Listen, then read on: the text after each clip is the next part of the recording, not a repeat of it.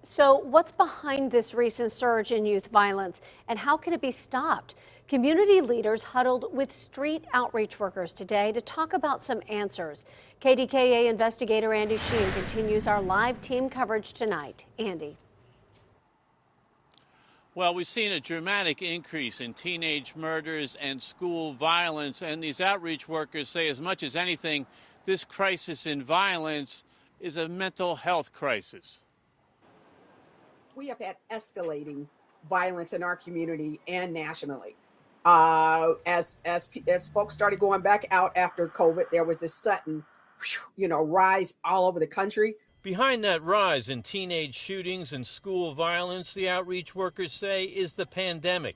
It stresses, anxiety, time away from school, and problems at home. Like it's almost like you shaking a pop can and the pop can keeps on shaking. Then all the smallest thing makes it explode. We're in a pandemic in the middle of a pandemic. Here it is. When you start talking about the violence. More than anything, these outreach workers say, the crisis in violence is a mental health crisis, producing gun-toting kids living rudderless lives on the street. Former gang member turned outreach worker Amber Sloan says those kids and their families need counseling and support to find ways of dealing with the stress and giving them hope of a future.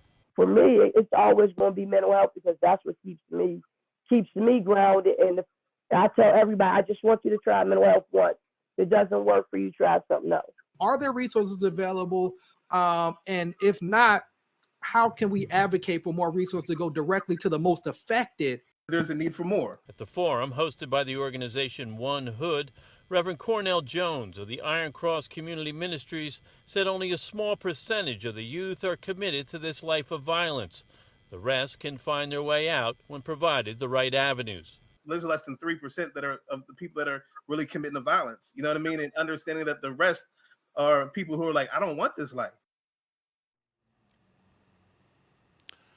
Now, these outreach workers are calling on the mayor, the schools, the entire community to pool their resources, come together, and start to address this problem at its roots.